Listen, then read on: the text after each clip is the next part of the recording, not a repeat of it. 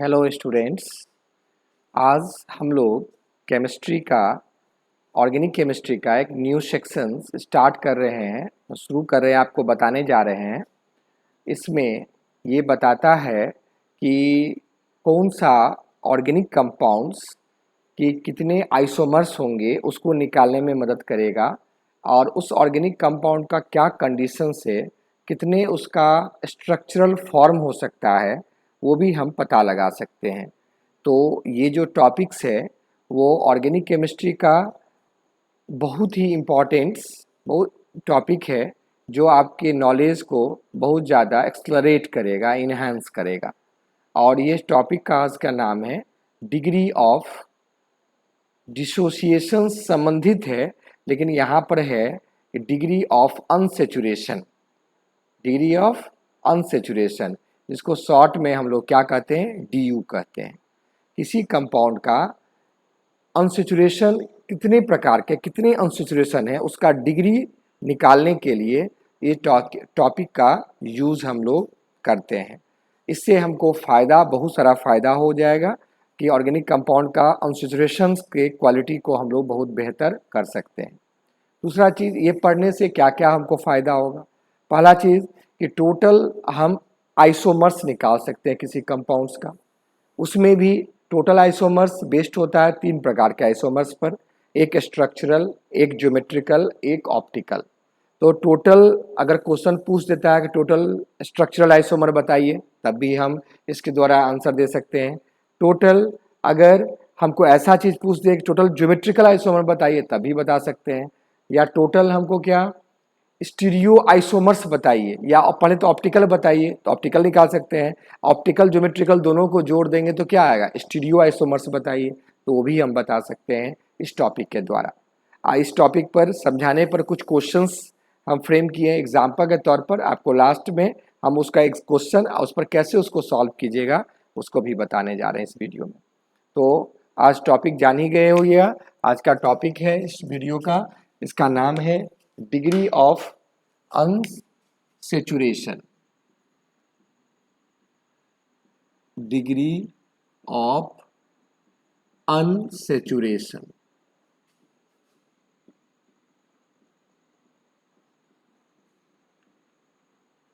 Short में इसको कहेंगे DU।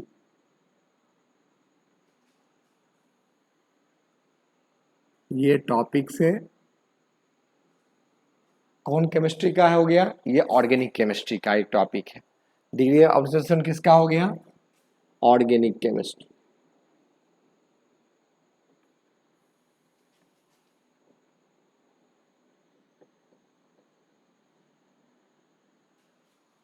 ये टॉपिक है ऑर्गेनिक केमिस्ट्री से संबंधित।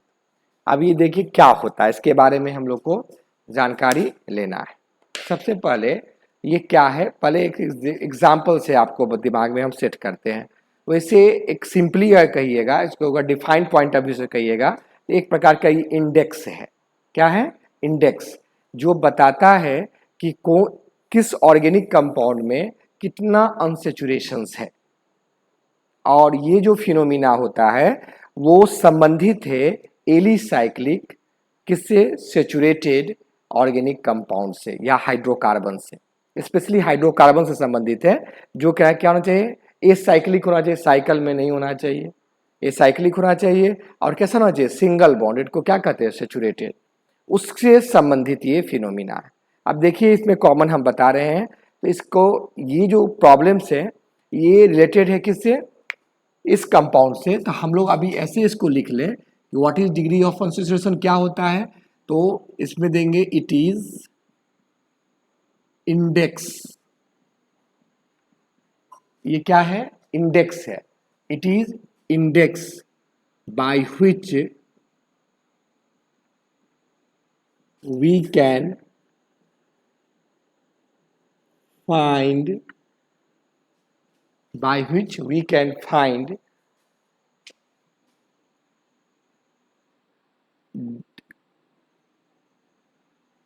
degree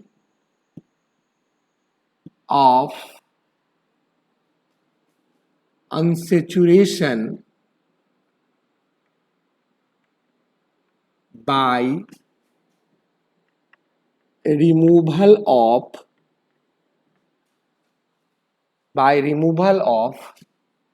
hydrogen molecule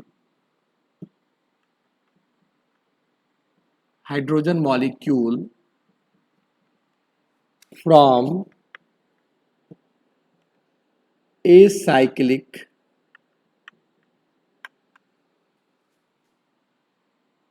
saturated hydrocarbon such index of unsaturation is known as degree of unsaturation. Degree of unsaturation DU, loss short में इसको कहेंगे DU। अब दिमाग में आ गया होगा ये क्या है, एक प्रकार का इंडेक्स है by which we can find degree of unsaturation. इस इंडेक्स डिग्री ऑफ फाइंड कर सकते कैसे, बाय रिमूवल ऑफ, याद रखना, हाइड्रोजन मॉलिक्यूल H2 का रिमूवल, किससे, ए साइक्लिक, मैंने साइकिल में नहीं हो, ए साइक्लिक सेचुरेटेड हाइड्रोकार्बन, जिसको हम लोग क्या अल्केन भी कहते हैं। तो दिमाग में रख लीजिएगा कि acyclic saturated hydrocarbon is known as क्या, अल्केन। इसको हम लोग क्या कहते हैं, अल्केन कहते हैं। ये फिनोमेना का संबंध किससे है, अल्केन से। क्वेश्चन बन गया इसका DU का जो मेन रिलेशन है किससे, अल्केन से। अब कैसे रिलेशन है इसको हम एक एग्जाम्पल के तौर पर आपको बता रहे हैं। एग्जाम्पल दीजिए, क्या है इसमें, क्या अनसेचुरेशन, इसमें क्या बताना हमको चाहता है। ठीक है, तो देखिए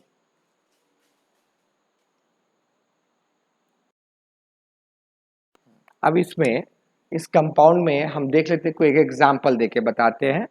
तो इसमें मेनली दिमाग में चला गया होगा कि हमको रिमूवल किसको करना है, हाइड्रोजन मॉलिक्यूल का। ये इंडेक्स बताता है। जैसे अगर कोई एग्जाम्पल लेते हैं, सपोज कीजिए ये एग्जाम्पल आप जानते हो, ये एग्जाम्पल है क्या, ये हमारा है 4 कार्बन का, दैट इज कॉल्ड क्या, ब्यूटेन। ब्यूटेन है, पूछेगा इसमें कितना डिग्री ऑफ अनसेचुरेशन है। तो देखिए रूल क्या कहता है कि इसमें डिग्री ऑफ अनसेचुरेशन निकालने के लिए इसमें एक बेसिक्स रूल कहता है कि इसकी जो सिंगल बॉन्डेड कंपाउंड है, क्या है, ये साइकिल में नहीं है तो ये साइक्लिक हो गया, सिंगल बॉन्ड है तो सेचुरेटेड हो गया, और हाइड्रोकार्बन है तो इसका जो DU होगा वो DU, इसका अपना DU क्या होगा, 0। ऑल सिंगल बॉन्डेड कंपाउंड का DU क्या हो गया, यहाँ पर 0। तो यहाँ क्या क्यों 0 है कि ए साइक्लिक है। अब हम ऐसा भी कुछ हो सकता है, ऐसे निकाल सकते हैं, लिख सकते हैं, यहाँ का हाइड्रोजन एटम अगर यहाँ के हाइड्रोजन एटम से निकल जाए, देखिए क्या हो जाए, रिमूवल हो जाए, बोलते हैं रिमूवल हो जाए, रिमूवल हो जाएगा तो क्या बन जाएगा बताइए, ये 1 2 3 4 5 ऐसे था, लेकिन ये दोनों तो निकल चुका है तो 2 बॉन्ड हट गया, यहाँ पर क्या आ गया, डबल बॉन्ड। अब डबल बॉन्ड आ गया तो यहाँ पर क्या हो जाएगा, यहाँ पर डिग्री ऑफ अनसेचुरेशन हो गया, कितना हो गया, यहाँ एक डबल बॉन्ड आ गया तो डिग्री ऑफ अनसेचुरेशन कितना हो जाएगा, 1। फिर बोल सकते हैं कि सर यहाँ से एक H है, यहाँ भी एक H है, ये भी तो रिमूव हो सकता है, ये इसके साथ रिमूव हो सकता है, नहीं हो सकता रिमूव। अगर ये इसके साथ रिमूव होगा तो यहाँ पर क्या बन सकता है, और यहाँ पर बन सकता है C है, यहाँ पर ट्रिपल बॉन्ड C और C के साथ क्या हो गया, एक H बच गया, क्योंकि यहाँ 2 H था, यहाँ एक H बच गया, तो यहाँ पर क्या हो गया, डिग्री ऑफ अनसेचुरेशन कितना होगा, 1 के बाद क्या होगा, 2। एक बेसिक्स रूल निकालेंगे कि जितना हमारा सिंगल बॉन्ड में, जितना सिंगल बॉन्ड था तो DU कितना होगा, 0, और वो डबल बॉन्ड में कन्वर्ट हुआ तो DU1, ट्रिपल बॉन्ड में कन्वर्ट हुआ तो DU2। ठीक है, कुछ और एग्जांपल्स देते हैं और क्लियर होगा। इसमें दिमाग थोड़ा बहुत गया होगा कि यहाँ कोई अनसेचुरेशन नहीं है, कोई डबल बॉन्ड ट्रिपल बॉन्ड नहीं है, इसलिए DU इक्वल टू 0। यहाँ एक जगह है तो DU इक्वल टू 1, यहाँ 2 पाई बॉन्ड आ गया तो DU इक्वल टू क्या, 2। तो हम डबल बॉन्ड यानी पाई बॉन्ड के नंबर को भी डी यू सिंपली में कर सकते हैं, ये अगर हम ओपन चेन में लिए। अब हम ऐसे भी बात कर सकते हैं, दे सकते हैं, एग्जाम्पल में लेते हैं, कुछ और एग्जाम्पल्स लेते हैं, उससे क्लियर हो जाएगा। एग्जाम्पल में है क्या, ये देखिए एग्जाम्पल नंबर 2। एग्जाम्पल नंबर 2 हमको देखो क्या कहता है, ये एग्जाम्पल नंबर क्या हो गया 1 कर देना है, इसको एग्जाम्पल नंबर हम लोग 2 लेते हैं। जैसे अभी ये बताइए ऐसे हुआ, और इसका बन सकता था ऐसे हुआ। अब सिंपल समझाते हैं। फिर देखिए यहाँ पर हाइड्रोजन है, यहाँ पर हाइड्रोजन है, सब पर हाइड्रोजन है, अभी सब पर हाइड्रोजन है, तो ये जो फार्मूला हो गया अल्केन का हो गया, क्यों हो गया देखिए C3H8 हो गया। C3H8 मैंने क्या किस पर बेस्ड हुआ, CnH2n+2 पर। CN इसके लिए इसमें सिंगल बॉन्डेड है, तो सिंगल बॉन्डेड है तो यहाँ पर Du इक्वल टू क्या हो गया 0। फिर अभी बता रहे हैं यहाँ से क्या H का रिमूवल हुआ, तो यहाँ पर H का जब ये रिमूवल हो गया, आप समझ गए होंगे क्या होगा, यहाँ डबल बॉन्ड आ गया, यहाँ Du हो गया क्या 1। ऐसे भी हो सकता है, और यहाँ पर एक और भी हो सकता है, यहाँ पर का H, यहाँ पर का H ये भी रिमूव्ड हो सकता है, तो यहाँ पर Du क्या होगा, डिग्री ऑफ अनसैचुरेशन कितना हो गया, Du इक्वल टू क्या हो गया, यहाँ पर 2 हो गया। ऐसे भी हम लोग कर सकते हैं। अगर साइक्लिक केस में लाएंगे, ये तो ओपन चेन में है, एग्जाम्पल 3 में साइक्लिक केस में लेते हैं, जैसे 1 है 2 है 3 है, गौर कीजिए। आज साइक्लिक केस में अगर लेते हैं तो हम लोग ऐसे ले सकते हैं, तो यहाँ पर H है, यहाँ पर H है, ये दोनों H आपस में क्या हुआ, हट गया, तो कैसा कंपाउंड बन गया, यहाँ पर क्या था देखिए, यहाँ पर C3H8 था, तो यहाँ पर Du इक्वल टू कितना था 0, लेकिन यहाँ से 2 हट गया, अब क्या हो गया, यहाँ पर देखिए 2 हाइड्रोजन है, यहाँ पर भी बताइए 2 हाइड्रोजन है, और यहाँ का जो था कार्बन इस पर 2 हाइड्रोजन तो है, और ये जो हट गया ये इससे क्या होगा, जुड़ गया। अब ये क्या बन गया, ये साइक्लोप्रोपेन बन गया। और साइक्लोप्रोपेन क्यों बना, कैसे बना, ये हाइड्रोजन हटा। अभी क्या डिफरेंशिएशन में बताएं कि हाइड्रोजन मॉलिक्यूल हटना चाहिए, तो यहाँ एक मॉलिक्यूल हटा है, 2 हाइड्रोजन मैंने क्या एक मॉलिक्यूल हटा है, तो यहाँ पर क्या होगा, एक मॉलिक्यूल होता है तो Du इक्वल टू 1, जितना H2 हटता जाएगा उसका Du उतना बढ़ता चलाएगा, H2 को हटा दिए Du 1।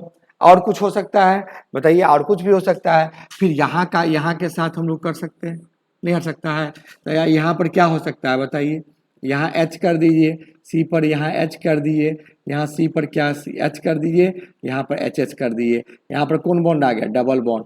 यहाँ भी कितना हो गया, यहाँ भी Du इक्वल टू क्या हो गया 2, क्योंकि देखिए यहाँ पर एक H का रिमूवल हुआ, H2 हटा, यहाँ से भी माइनस क्या हुआ H2 हटा, तो यहाँ पर Du2 हो गया, यहाँ Du1 हुआ, यहाँ Du 0 हो गया। उम्मीद करते हैं समझ रहे होंगे। किसी कंपाउंड्स के हम लोग Du को ऐसे करके काउंट कर सकते हैं। साइक्लिक फॉर्म में भी हो सकता है, और देखिए ये ओपन चेन में था, अब ये क्या होगा क्लोज चेन में चला गया, तो ये साइक्लिक तो नहीं रहा, अब साइक्लिक हो गया। लेकिन कब साइक्लिक हुआ, स्टार्ट कहाँ से हुआ, ए साइक्लिक था, इसलिए डेफिनेशन में क्या था ए साइक्लिक, उसके बाद साइक्लाइजेशन हुआ। इसीलिए हम लोग क्या देखते हैं कि अगर मेरे पास प्रोपीन है, क्या है, अगर मेरे पास प्रोपीन है, देखिए प्रोपीन है, और मेरे पास क्या प्रोपीन का भी Du1 और साइक्लो प्रोपीन का भी क्या बताओ Du1, यानी ये दोनों का स्वभाव क्या एक जैसा है, दोनों का स्वभाव एक जैसा है कि Du1, इसका मतलब दोनों का नेचर क्या हो गया एक जैसा है। तो ड्यू से हम लोग ऑर्गेनिक कंपाउंड का क्या हम नेचर को भी डिटेक्ट कर सकते हैं, ये भी हमारा एक फायदा हुआ। और कुछ एग्जांपल्स और बताते हैं आप लोग को।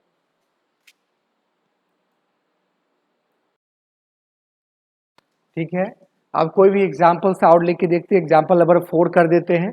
एग्जांपल नंबर 4 में देखिए, ऐसे आप तुमको ऐसे भी दे सकता है, जैसे ये कंपाउंड है, पूछेगा इसमें डी बताइए, तो इसका मतलब इसमें डी कितना, 2 जगह पाई बॉन्ड आया है, तो डी इक्वल टू कितना हो गया, डी इक्वल टू हो गया 2। इसका अगर पूछ सकता है एग्जाम्पल नंबर 5 देखिए, अगर इसका पूछ सकता है इसमें डी बताइए, डी बताइए क्या होगा, तो डी में इसमें कितना पाई बॉन्ड देख रहे हैं, 1, यहाँ से 2 हाइड्रोजन हटा होगा तब ना पाई बॉन्ड आया होगा, यहाँ से 2 हाइड्रोजन हटा होगा तब पाई बॉन्ड, यहाँ से 2 तब पाई बॉन्ड, तो यहाँ पर पाई बॉन्ड कितने हटे होंगे 3 पाई बॉन्ड। और एक तो ऊपर साइकिल में भी आया होगा, जब ये ओपन चेन क्या हो गया क्लोज चेन बना, क्योंकि ये जो फिनोमिना है ओपन चेन का, एक तो पहले साइकिल बना होगा, एक साइकिल बना होगा तो कितना होगा, एक तो H2 वहां से हटा होगा और उसके बाद 3 यहां से हटा होगा, तो टोटल du यहाँ पर 3 नहीं होगा, कितना होगा 4। याद रखिए du इक्वल टू 3 प्लस क्या होगा 1 इक्वल टू क्या हो गया 4। नहीं समझ में गया? फिर इसको दिमाग, इसको एक्सप्लेन देखिए दिमाग कैसे, ऐसे 1 2 3 4 5 6, तो यहाँ का हाइड्रोजन यहाँ का हाइड्रोजन दोनों हाइड्रोजन हटा होगा, तब ना ये 6 कार्बन का क्या बना होगा, 6 कार्बन का साइक्लोहेक्सेन बना होगा।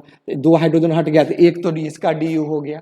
अब यहाँ का हाइड्रोजन था, यहाँ का हाइड्रोजन हट गया, ये हटा होगा तो यहाँ डबल बॉन्ड, फिर यहाँ से हटा होगा H और H हटा होगा तो यहाँ पर डबल बॉन्ड, और यहाँ से HH हटा होगा तो यहाँ पर डबल बॉन्ड, यानी 3 जगह 3 है कितना हो गया बताइए 4, तो यहाँ 4 होगा। बेंजीन में गलत करके आता है स्टूडेंट, यहाँ पर 3 नहीं होगा, कितने होंगे 4 होंगे। 4 हमारा डिग्री ऑफ अनसैचुरेशन क्या होगा 4। कोई क्वेश्चन आया हुआ कि बेंजीन में कितना डिग्री ऑफ अनसैचुरेशन है, कितना होगा 4 होगा। ठीक है, इसी पर किसी भी कंपाउंड, जैसे एग्जांपल नंबर 6 अगर पूछ सकता है आपको, इसमें कितना डिग्री ऑफ अनसैचुरेशन है, तो क्या बताइएगा, अभी बताए थे कि पहला एग्जांपल यही बताए थे, डिग्री ऑफ अनसैचुरेशन कितना होगा इसमें, इसमें DU कितना हो जाएगा 0, क्योंकि सिंगल बॉन्डेड है। और किस पर बेस्ड है, CnH2n+2 जो क्या अल्केन का है, इसे DU इक्वल टू 0। अब इस कंपाउंड को हम ऐसे भी लिख सकते हैं कि नहीं लिख सकते हैं, इस कंपाउंड को देखिए 1 2 3 4, बोलिए यहाँ लिख सकते हैं कि नहीं, H आ गया, यहाँ भी H आ गया, H आ गया, सबको HH करके हम लोग क्या यहाँ पर डाल दिए, सबको HH करके डाल दिए। ये ओपन चेन नहीं है, ये ओपन चेन ही है, अभी H है, यहाँ भी क्या है H है, डाल दिए। अब क्या हो, ये भी यही चीज है, लेकिन यहाँ पर क्या हो गया, यहाँ से H2 तो हट सक गया, यहाँ से H2 हट गया, तो H2 जब हट गया तो यहाँ क्या बना, कैसा कंपाउंड बना, हम लोग ऐसे लिख सकते हैं इसको, इसमें जो कंपाउंड बना कैसा बना, ये 1 2 3 4 हो गया। अब देखिए एक हाइड्रोजन तो हट गया यहाँ से, तो ये किस में रिंग में आ गया। आप बताइए यहाँ तो हाइड्रोजन था ही, तो यहाँ डिग्री ऑफ कॉन्सेंट्रेशन यहाँ पर कितना हो गया, यहाँ DU इक्वल टू 1 हुआ, क्यों, यहाँ से हाइड्रोजन हटाइए, इसको तो हम ऐसे ही लिख सकते हैं, DU इक्वल टू 1 हो गया। अब अगर इसको हम ऐसे भी कर सकते हैं, ऐसे कर सकते हैं कि देखिए इस हाइड्रोजन को हम ऐसे नहीं लिख सकते हैं, और यहाँ के हाइड्रोजन को भी हम ऐसे तो लिख सकते हैं। अगर ये किसी खास कंडीशन पर ये दोनों हाइड्रोजन हट गया, अब क्या होगा बताइए, यहाँ पर है और यहाँ पर है, ये 4 कार्बन तो है, लेकिन ये दोनों हाइड्रोजन हटा है, इसलिए बीच में क्या होगा, ये बॉन्ड बन जाएगा, बीच में बॉन्ड बन गया। और यहाँ पर बताइए 2 हाइड्रोजन है, यहाँ पर कितना है 1 है, यहाँ पर कितना है 2 है, यहाँ पर क्या है 1 है, तो देखिए साइकिल बन गया ना, कितना साइकिल बना, एक साइकिल ये बना, एक साइकिल, एक डिग्री ऑफ कॉन्सेंट्रेशन ये हुआ, दूसरा डिग्री ऑफ कॉन्सेंट्रेशन ये हुआ, इसमें DU की संख्या कितना हो गया 2 हो गया। यहाँ DU कितना था 1, यहाँ DU कितना हो गया 2। हमको लोग को ऐसे भी एग्जाम में डायरेक्ट इसी को हम ऐसे भी लिख सकते हैं, ऐसे दे देगा एग्जाम में, इसका बताइए DU कितना होगा, DU क्या, एक साइकिल के लिए DU, दूसरा साइकिल के लिए DU, तो DU यहाँ पर वही चीज है, इसी चीज को हम ऐसे भी लिख सकते हैं, DU इक्वल टू कितना हो गया 2। तो किसी चीज का DU को आराम से फाइंड आउट कर सकते हैं, बहुत ही इंपॉर्टेंट है, बहुत ही कॉमन, बहुत हल्का टॉपिक है, लेकिन क्वेश्चन अगर डायरेक्ट इनडायरेक्टली पूछ देगा तो फिर प्रॉब्लम्स क्रिएट कर देगा। अब हमको उम्मीद करते हैं इतने एग्जाम्पल्स में हम खास तौर पे बहुत सारा चीज इसमें जानकारी है। अब इसको एक जनरलाइज वे में कर लेते हैं, कुछ रूल्स इसमें बना देते हैं, उस पर तब प्रॉब्लम सब देखते हैं। ओके,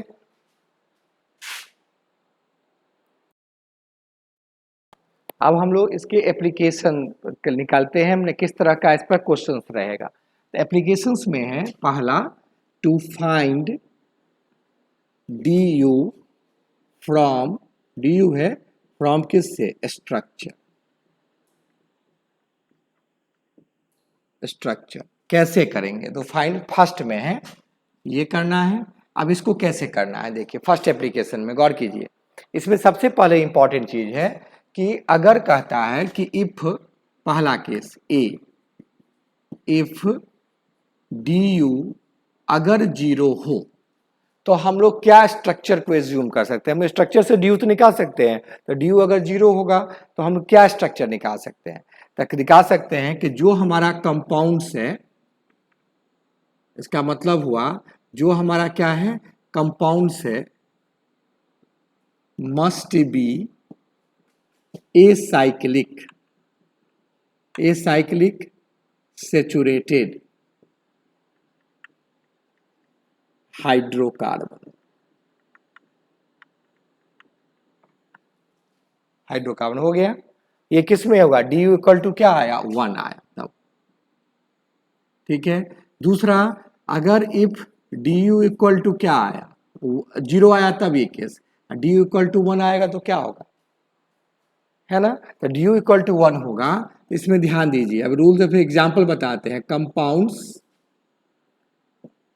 विल हैव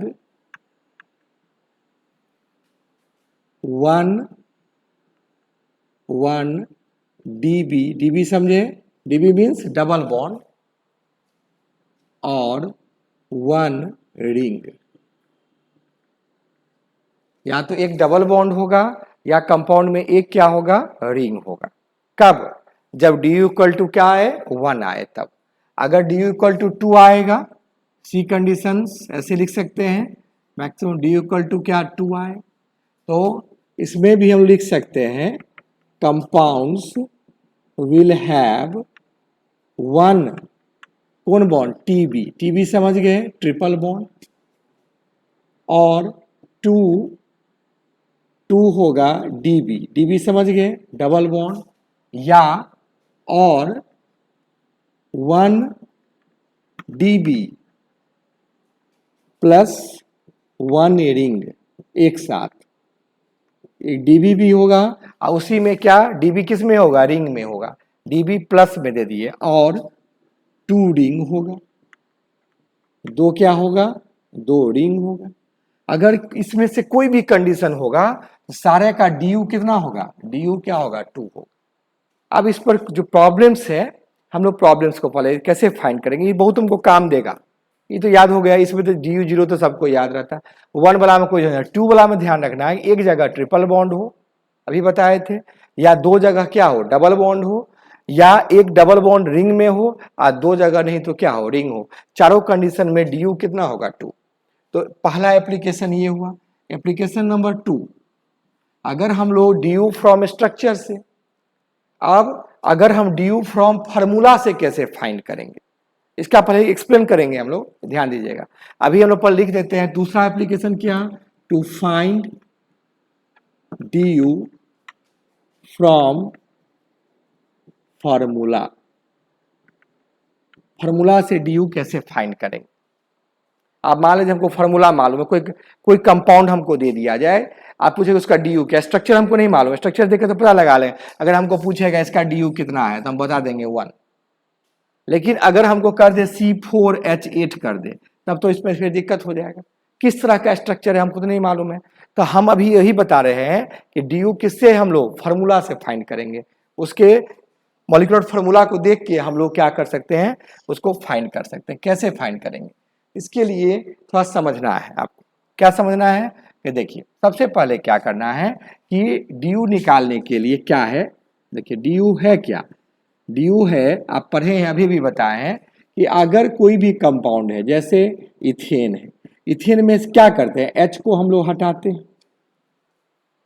H को हटाएंगे और जब H को हटाएंगे तो इसका वैलेंसी जो फ्री होगा उसकी जगह पर हम क्या? X को डाल देंगे।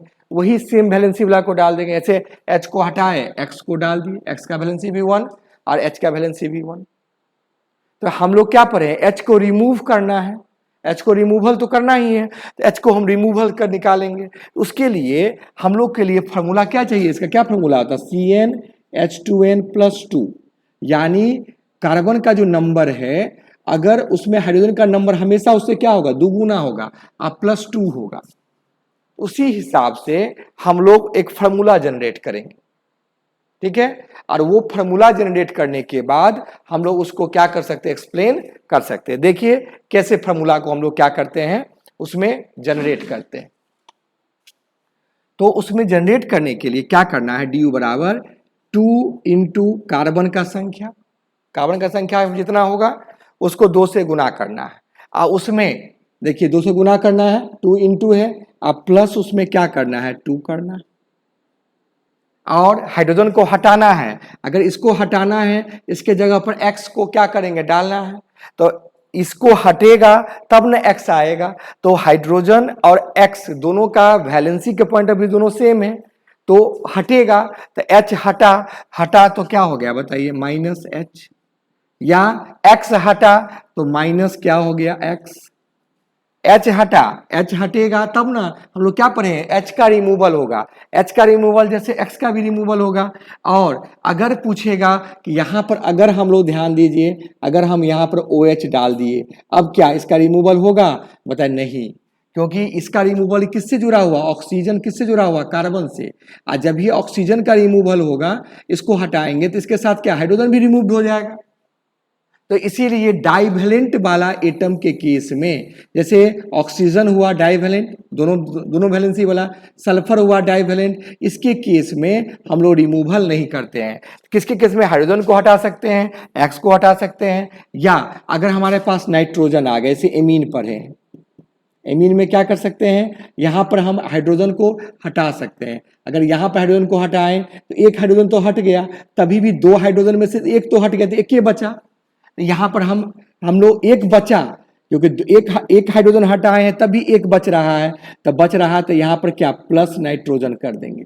फिर समझिए कि यहां पर कितना हाइड्रोजन था, 2 हाइड्रोजन था, और इसमें से कितने को हटा रहे हैं, एक को हटा रहे हैं, एक को अभी हटा रहे हैं ना, तब भी 2 में से अगर एक हाइड्रोजन हट गया तो कितना बचा, एक हाइड्रोजन बच गया ना, बच गया तो प्लस, यहाँ एक्स को एच को हटाए थे पहला केस में ना, हट गया तो यहाँ पर क्या होगा माइनस, जैसे एच हटा वैसे ही क्या एक्स भी हटेगा ना, इसे हटा तो क्या होगा माइनस, यहाँ पर हटाने के बाद एक एच बच रहा है ना, इसीलिए यहाँ प्लस पर एन। अब ये सारे को सॉल्व किए, और अभी तो एक एक हटाए हैं, लेकिन हम लोग डी यू में क्या पढ़े हैं, एच को हटाते हैं कि एच टू को हटाते हैं, एच टू को हटाते हैं। इसीलिए जब एच टू को हटाएंगे तो टोटल जो हटेगा उसको हम लोग 2 से क्या कर देंगे बताओ, डिवाइड कर देंगे। जितने एटम्स हटेंगे उसको हम 2 से डिवाइड कर देंगे, वहां पर जगह पर क्या डिग्री ऑफ अनसैचुरेशन हमको क्या होगा, निकल जाएगा इस फार्मूला से। तो ये भी बहुत इंपॉर्टेंट फार्मूला होगा, फार्मूला से हम लोग निकाल सकते हैं कितना क्या फार्मूला। जैसे कोई एग्जांपल आप बताते हैं, पहले ये फार्मूला जनरेट दिमाग में सेट कीजिए। क्या जनरेट सेट करना है कि कार्बन का जो भी संख्या होगा उसको 2 से मल्टीप्लाई करना है, उसमें 2 जोड़ देना है, और जो हाइड्रोजन होगा उसको घटाना है, जितने हाइड्रोजन होंगे 2 4 5 हटाना है। हेलोजन अगर होंगे तो उसको भी घटाएंगे, और नाइट्रोजन होगा तो उसको क्या करेंगे, जोड़ेंगे, अब बाई क्या कर देंगे 2 कर देंगे, तो हमारा मॉलिक्यूलर फॉर्म में कन्वर्ट हो जाएगा। अब इससे हमको करना क्या, कोई एग्जाम्पल लेके देखते हैं। अब एग्जाम्पल लेते हैं, देखिए ऐसे एक एग्जाम्पल ले लेते हैं, क्या कितने डी निकलेंगे। जैसे एग्जाम्पल नंबर हमारा हो गया 1, जैसे अभी पढ़े C6H6 का डी बताइए। अब हम इस फार्मूला पर बैठाएंगे तो हमको निकालेंगे कैसे, हम यहाँ निकालेंगे डी यू बराबर, बराबर फार्मूला देके तैयार है। कार्बन का संख्या यहाँ पर कितना है 6 है, तो 6 इंटू क्या करेंगे 2, 2 इंटू क्या कर देते बता 2 इंटू 6, फिर यहाँ पर प्लस में क्या करेंगे 2, और प्लस में फिर क्या माइनस में क्या करेंगे, हाइड्रोजन कितना हाइड्रोजन है -6, और उसमें क्या x तो है ही नहीं, इसमें x छोड़ देंगे, n है ही नहीं n छोड़ देंगे, और जो रहता तब करते, ये दोनों है नहीं तो छोड़ दिए। अब बाई क्या करेंगे 2, अब सॉल्व कर लीजिए। यहाँ पर कितना हुआ 6 दूनी 12, अब 12 में 2 फिर जोड़ दिए तो कितना होगा 14 14। अब 14 में से क्या घटा दिए, देखिए 14 में से क्या घटा दिए, दिखाई दे रहा होगा, 14 में से क्या होगा 6 घटा दिए, अब बाई क्या कर दिए 2 कर दिए, तो यहाँ पर क्या होगा 8 बाई क्या हो गया 2 इक्वल टू 4। देखिए अभी हम लोग फार्मूला पढ़े थे कि बेंजीन का डी यू कितने होंगे 4, हम लोग स्ट्रक्चर से भी पता लगाए थे ना। देखिए स्ट्रक्चर अगर मालूम था तब ना हम पता लगा दिए कि डी यू इक्वल टू इसका क्या 4 होगा, 1 2 3 इसके लिए, एक साइकिल के लिए 4, और हमारा देखिए फार्मूला से भी 4 निकल गया कि नहीं निकल गया। आराम से हम डिग्री ऑफ इस फार्मूला से निकाल सकते हैं, वेरी वेरी इंपॉर्टेंट फार्मूलाज हो गया। दोनों चीज से हम लोग काउंट कर सकते हैं, फार्मूला से भी काउंट, इसका भी हमको काम पड़ेगा किसी केस में जो आपको दिया रहे। जैसे आप एग्जांपल नंबर 1 देख लिए, हम एग्जांपल 2 यहाँ बता देते हैं। एग्जांपल 2 अगर पूछेगा आपका C3H4 है, इसका DU बताइए। इसका क्या स्ट्रक्चर हमको नहीं मालूम है, लेकिन हम DU बता सकते हैं। तो यहाँ DU इक्वल टू क्या होगा बताइए, DU इक्वल टू कितना हो गया 2 इंटू क्या होगा 3, और प्लस क्या करेंगे 2, और हाइड्रोजन कितना है 4 है, तो माइनस क्या कर देंगे 4, अब बाई में क्या कर देंगे 2, तो यहाँ क्या 6 + 2 -4/2 इक्वल टू क्या हो गया, यहाँ 8 - 4/2 2 इक्वल टू क्या हो गया 2। तो इस कंपाउंड का डिग्री ऑफ अनसैचुरेशन क्या है 2। अगर डिग्री ऑफ अनसैचुरेशन 2 हो गया, इसका मतलब क्या, कंपाउंड कैसे रह सकता है, जिसका 2 आ गया कंपाउंड कैसे रह सकता है, या तो वह एक जगह ट्रिपल बॉन्ड होगा, ऐसे भी रह सकता है, या दो जगह डबल बॉन्ड होगा, या एक डबल बॉन्ड और एक क्या होगा रिंग होगा, या 2 रिंग होगा। इसका यही चारों स्ट्रक्चर हो सकता है। इसका मतलब ये 4 तरह के इसके आइसोमर्स बन सकते हैं। टोटल आइसोमर्स हम लोग निकाल सकते हैं किस पर, डिग्री ऑफ अनसैचुरेशन पर। बोले ड्यू निकालना सीख गए होंगे।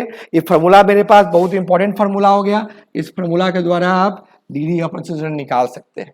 ठीक है, अब हम कुछ एग्जांपल्स और प्रॉब्लम बताते हैं।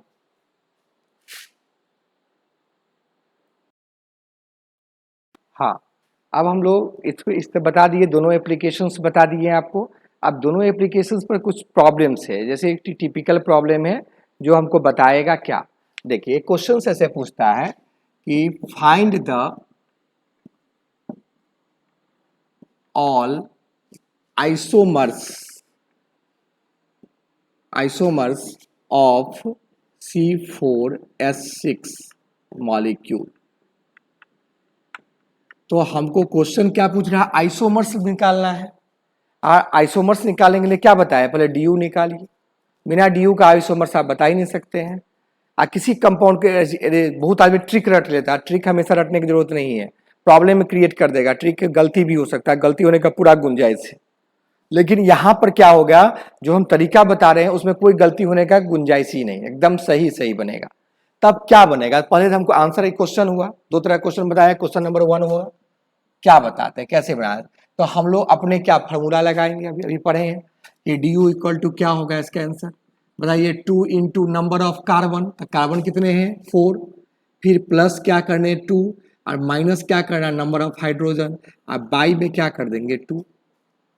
तो क्योंकि हम लोग पढ़े 2 एटम बाई क्यों किए, 2 एटम मिलके हमारा क्या मॉलिक्यूल्स बनता है ना, तो डिवाइड करने के लिए यहाँ पर, तो यहाँ पर हम लोग क्या किए बताओ, यहाँ 8 हो गया, 8 अब प्लस 2 10, 10 माइनस 6 बाई क्या होगा 2 इक्वल टू क्या हो गया 2, यानी डी यू इक्वल क्या हो गया 2।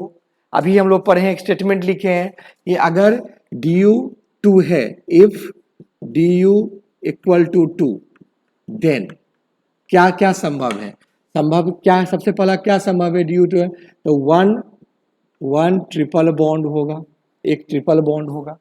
दूसरा क्या संभव है, और सेकंड क्या संभव है बताइए, अभी बोले हैं कि 2 जगह क्या होगा, 2 जगह डबल बॉन्ड होगा, या तीसरा क्या बताए हैं, एक जगह रिंग होगा डबल बॉन्ड, मैं डबल बॉन्ड इन रिंग ऐसे लिख सकते हैं, डबल बॉन्ड इन किस में रिंग, इसमें भी हो सकता है। और एक और पॉसिबल है 2 क्या होगा 2 क्या होगा हमारा रिंग होगा। ये 4 पॉसिबिलिटी है, ये 4 पॉसिबिलिटी देखिए 1 2 3 4 अभी लिखिए स्टेटमेंट में। अब हमको फाइंड करना है कि क्या क्या कैसे इस चारों को हम निकालेंगे इसी फार्मूला का। सबसे पहले सोचिए, सबसे पहले क्या सोचना है कि कार्बन अगर 4 है तो उसका क्या स्ट्रक्चर हो सकता है, तो कार्बन 4 है तो उसका 2 स्ट्रक्चर देखिए, एक स्ट्रक्चर, सेकेंड स्ट्रक्चर क्या हो जाएगा ये स्ट्रक्चर, 2 स्ट्रक्चर हो सकता है ना प्रॉब्लम, 2 आइसोमर्स, एक नॉर्मल ब्यूटेन और एक आइसोब्यूटेन हो सकता है। अब हमको इसके सोचना है इसमें कि एक जगह ट्रिपल बॉन्ड, यहां देखिए यहां सारा जो पोजीशन है ये इक्वल है, चाहे यहां ट्रिपल बॉन्ड दीजिए, चाहे यहाँ ट्रिपल बॉन्ड दीजिए, यहाँ ट्रिपल बॉन्ड, तो हम लोग ऐसे करके तो बना सकते हैं इसमें कि यहाँ इसको इस फॉर्म में अगर बनाते हैं तो यहाँ पर एक ट्रिपल बॉन्ड दे देते हैं, यहाँ दे या यहाँ दे, बात तो बराबर, एक केस बन गया, एक जगह ट्रिपल बॉन्ड आया ना। और क्या हो सकता है, क्योंकि आइसोमर्स में क्या नाम अलग अलग होना चाहिए, यहाँ ट्रिपल बॉन्ड देते हैं या यहाँ नाम सेम होगा। दूसरा क्या आइसोमर्स बनेंगे, ऐसे बन सकता है, देखो ऐसे भी बन सकता है, तो 2 आइसोमर बन गया। इस केस में आप सोचो कितने आइसोमर बन सकते हैं, यहां ट्रिपल बॉन्ड दे सकते हैं, ट्रिपल बॉन्ड दे देंगे तो 1 2 3 4 5 वैलेंसी होगा, यानी इस केस में ट्रिपल बॉन्ड एग्जिस्ट नहीं करेगा। इस केस में कोई ट्रिपल बॉन्ड वाला कंपाउंड नहीं होगा। यानी इसमें जो इस हम 1 ट्रिपल बॉन्ड वाला जो ग्रुप सोचे तो पहला ग्रुप में हमारा कितने होंगे, अभी कितने आइसोमर निकल गए, 2 आइसोमर, 2 आइसोमर निकल गए, एक ये एक दूसरा। अब चलिए 2 जगह डबल बॉन्ड का सोचते हैं। इसमें 2 जगह डबल बॉन्ड को भी सोच सकते हैं, तो हमारा कैसे सोचेंगे आप बताइए। अब ये तो स्ट्रक्चर तो हमारा ऐसे ही है, कुछ ये तो ऐसे ही है, यही है। अब 2 जगह डबल बॉन्ड में हम लोग क्या सोचेंगे, हम लोग ऐसे तो लिख सकते हैं, एक डबल बॉन्ड और एक डबल बॉन्ड, बोलिए हाँ या ना, लिख सकते हैं।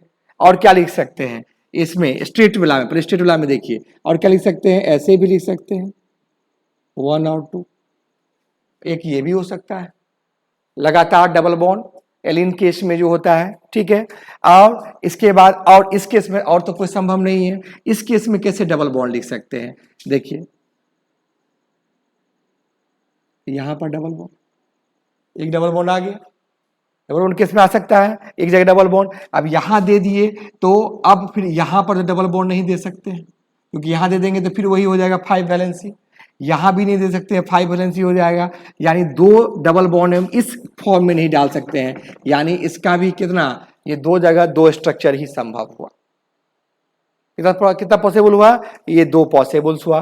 किसमें, 2 डबल बॉन्ड, माने कंपाउंड में 2 डबल बॉन्ड होना चाहिए। देखिए 2 जगह 2 डबल बॉन्ड हो गए, ये संभव हुआ।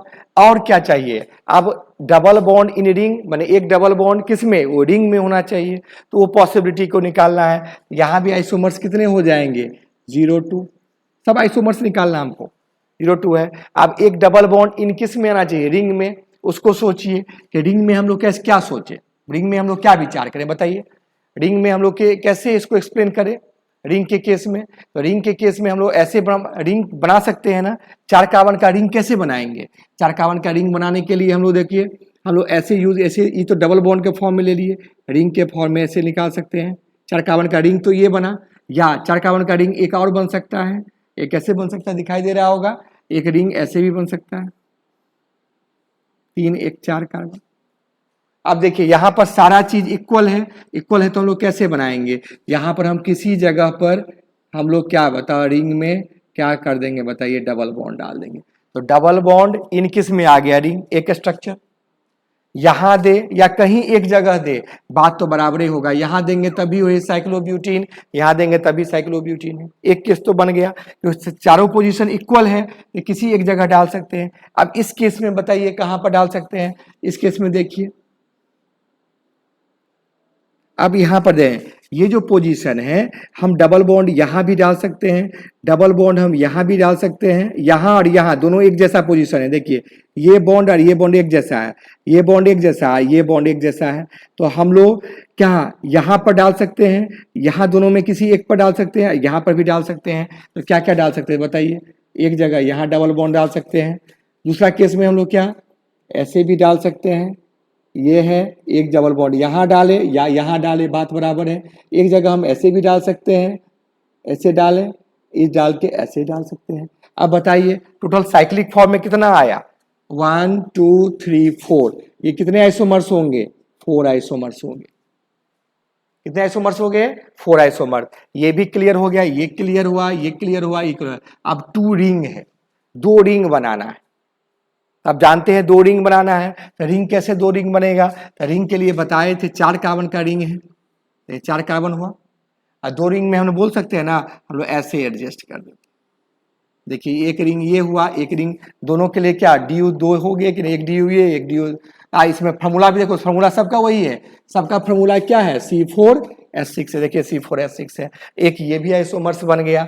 इसमें आइसोमर्स कितने हो गए रिंग वाला में, 0 1, आगे 0 1, ये भी रिंग हो गए। अब ये बताइए यहाँ पर गौर करना है, इसमें सिस और ट्रांस है कि नहीं। आप जानते हैं यहाँ पर एक हाइड्रोजन है, यहाँ पर एक हाइड्रोजन है, तो अगर ये दोनों हाइड्रोजन नीचे आ गया, ऐसे करके नीचे आ गए, दोनों फॉर्म में नीचे एक ड्रॉप आ गया, ऐसे दोनों हाइड्रोजन नीचे आ गया तो सिस हो गया, एक ऊपर चला गया एक नीचे आ गया, जैसे ये हो गया, दोनों नीचे आ रहा, देख रहे हैं दोनों नीचे आ रहा है तो सिस हो गया। और इसमें क्या होगा, एक नीचे आया दूसरा ऊपर चला गया तो क्या ट्रांस, तो हमारा सिस ट्रांस कौन आइसोमर हो गया, ज्योमेट्रिकल आइसोमर भी हो गया। तो ये तीनों कौन आइसोमर हो गया, स्ट्रक्चरल हो गया।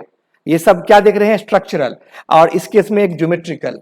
और ऑप्टिकल ढूंढेंगे, ऑप्टिकल होगा कि नहीं, ऑप्टिकल के लिए क्या, प्लेन ऑफ सिमेट्री ढूंढेंगे, दोनों तरफ एच ए है, सेम चीज है, तो इसमें प्लेन ऑफ सिमेट्री मिल गया, और जिसमें प्लेन ऑफ सिमेट्री मिल जाएगा वो ऑप्टिकली क्या हो जाएगा, इनएक्टिव हो जाएगा। तो ऑप्टिकल आइसोमर इसमें नहीं है। फिर समझिए, जिसमें प्लेन ऑफ दोनों साइड में एच सेम है तो प्लेन ऑफ सिमेट्री मिल गया, और प्लेन ऑफ सिमेट्री मिल गया तो ऑप्टिकल आइसोमर्स नहीं होगा, ज्योमेट्रिकल होगा, क्योंकि एच तो दोनों एक साइड भी रह सकता है, अपोजिट भी रह सकता है। ज्योमेट्रिकल कितने हो गए, 2। तो टोटल आइसोमर्स अगर पूछ दिया जाए इसका, तो इधर आइसोमर्स होंगे कितने हो गए बताइए, यहाँ पर 2 हो गए, यहाँ पर कितना, 2 4 8 1 9 इधर हुए, 9 हो गया हमारा कौन, स्ट्रक्चरल आइसोमर्स।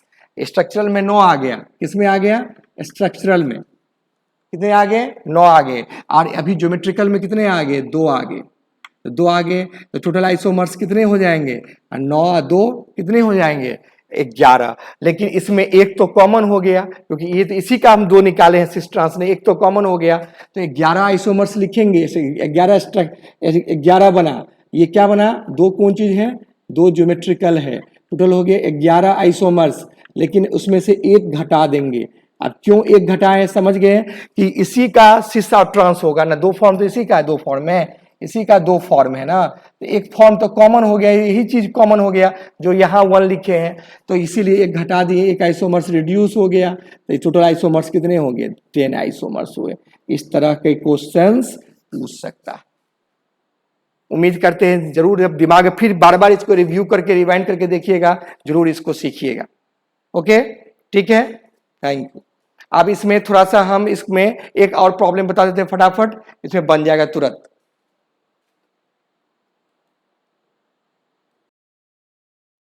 हाँ, एक तरह का और क्वेश्चन आपको बता देते हैं। क्वेश्चन नंबर क्या हो गया, 2, find all cyclic isomers of C5H10, या ऐसे कोई कंपाउंड कर दे, ऐसे का फॉर्मूला भी दे दे, ऐसे कर दे,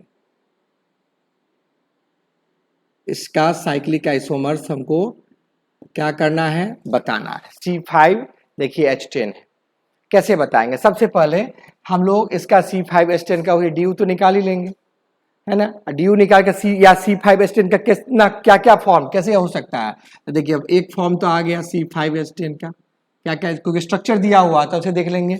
और दूसरा क्या हो सकता है, 4 कार्बन पर एक ब्रांच कर दी, देखिए 5 कार्बन हो गया, 4 और 1 5। दूसरा क्या, तीसरा क्या हो सकता है कि यहाँ पर 3 कार्बन बना दीजिए और 2 कार्बन का ब्रांच कर दीजिए, ये भी हो सकता है। तीसरा क्या, और क्या हो सकता है, 3 कार्बन बना दीजिए और इस पर 2 ब्रांच बना दीजिए, ये भी हो सकता है, 5 कार्बन हो गया।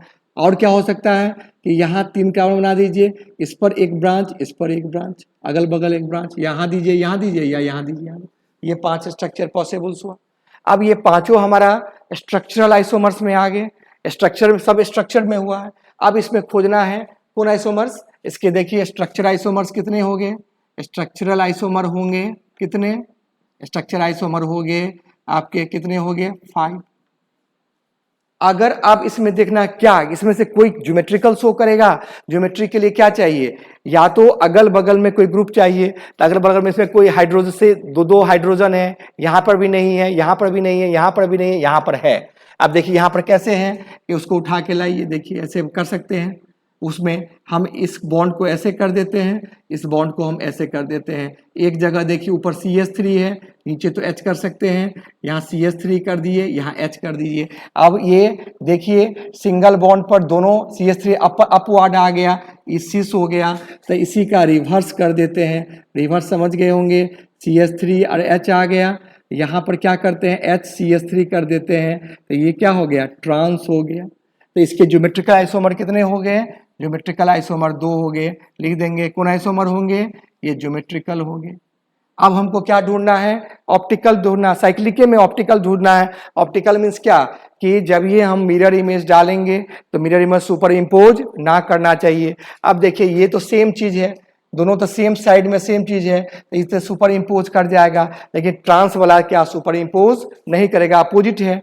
तो यहाँ पर क्या करेंगे, हम ऐसे करके लिख सकते हैं ना कि इसका फॉर्म में ऐसे दिखा देते हैं कि अगर हम लोग ट्रांस को उठा के लाएं, ट्रांस में क्या हो गया, CH3 हो गया, H आ गया, यहाँ पर भी क्या H आ गया, CH3 आ गया, सामने में क्या रखे, मिरर रखे। अब इसका मिरर इमेज सुपर इम्पोज तो नहीं कर रहा है, क्यों नहीं कर रहा है, यहाँ पर मिरर के सामने अगर देखेंगे तो यहाँ पर H है, यहाँ पर CH3 है, ऊपर CH3 है, H है, इसको उठा के इस पर डालेंगे तो पूरा पूरी नहीं ढकेगा क्योंकि CH3 तो इस साइड आ गया, तो ये हमारा क्या एक D फॉर्म हो गया, तो दूसरा फॉर्म क्या हो गया, L फॉर्म है। एक डेक्स्ट्रो फॉर्म हुआ, दूसरा क्या हो गया, लिवो फॉर्म। यहाँ दे देते हैं, वन इज क्या बताइए, वन इज कौन फॉर्म, D फॉर्म, तो अदर इज क्या, L फॉर्म। इसके भी आइसोमर कितने हो गए, आइसोमर्स यहाँ हो गए कितने, 2। तो ये कौन आइसोमर हो गए, ऑप्टिकल आइसोमर होंगे। तो टोटल आइसोमर्स अगर पूछा जाए, टोटल आइसोमर्स क्या होगा, 5 to 7 to 9, 9 तो होंगे टोटल, टोटल लिखेंगे क्या 9, लेकिन एक तो फिर कॉमन हो गया ना, इसी का 2 फॉर्म लिए है ना, एक कॉमन हो गया तो फिर एक उसमें से घटा देंगे, तो यहाँ पर टोटल आइसोमर जी माइनस कर देंगे कितना, 0 1, ये माइनस कर दिए, -0 1, तो यहाँ कितने आइसोमर हो गए, 0 8। टोटल आइसोमर का संख्या कितना हो गया, 0 8। फिर दिमाग में सेट करिए, ये टोटल आइसोमर्स आपको पूछ सकता है कितने आइसोमर्स होंगे। यहाँ पर हम लोग क्या देखेंगे, यहाँ पर देखिए टोटल कितने हो गए, टोटल में लिखेंगे यहाँ पर इस हिसाब से हो गए 0 9, लेकिन एक तो कॉमन हो गया, कॉमन कितने होंगे, कॉमन हो गए एक हो गए 0 1, 0 1 को हम लोग क्या करेंगे, माइनस कर देते हैं, -0 1। तो अब टोटल जो रिजल्टेंट टोटल हो गया दिखाई दे रहा होगा, रिजल्टेंट टोटल जो हो गया कितने आइसोमर हो गए, 8 आइसोमर। कितने हो गए, 8 आइसोमर आ गए। देखिए कट जाता है, कट रहा है, देखिए ध्यान देना। फिर से ऑप्टिकल, ऑप्टिकल कितने हो गए, 2, टोटल कितने हो गए, टोटल लिखेंगे क्या, 5 2 7 2 9, और 9 में से एक कॉमन कर दो, कॉमन कर देंगे क्योंकि इसी का ही 2 फॉर्म है ना, एक फॉर्म तो कोई एक इसमें है ही, तो 9 हो गया, तो कितने होंगे टोटल आइसोमर, कितने होंगे 8। इस कंपाउंड का टोटल आइसोमर कितने होंगे, 8 आइसोमर्स होंगे। इससे ज्यादा इसमें कोई गलती होने का कोई गुंजाइश नहीं है। किसी कंपाउंड्स के आइसोमर्स निकालने के लिए डिग्री ऑफ अनसैचुरेशन का हमको जरूरत पड़ेगा। इसको बार बार आप देखिएगा, निश्चित आपको बहुत ही अच्छा लगेगा। बहुत कॉमन टॉपिक है, एनसीईआरटी से थोड़ा परे है, थोड़ा सा इसके एनसीईआरटी के लेवल थोड़ा सा अप लेवल में है, लेकिन बहुत अच्छे से हम लोग सॉल्व किए हैं। आप बार बार रिवाइंड करके अगर देखिएगा तब बहुत अच्छा होगा। एक्चुअली ये 11th के लिए भी उपयोगी है, 12th के लिए या कॉम्पिटिशन के लिए तो ये बहुत अच्छा साबित होगा। और निश्चित उम्मीद किए कर रहे हैं जरूर आप लोग सीखे होंगे। अगर नहीं भी सीखे होंगे तो रिमाइंड 1-2 बार आप देखिएगा, जरूर सीख जाइएगा। ठीक है, आज इस टॉपिक के लिए इतना ही। Thank you.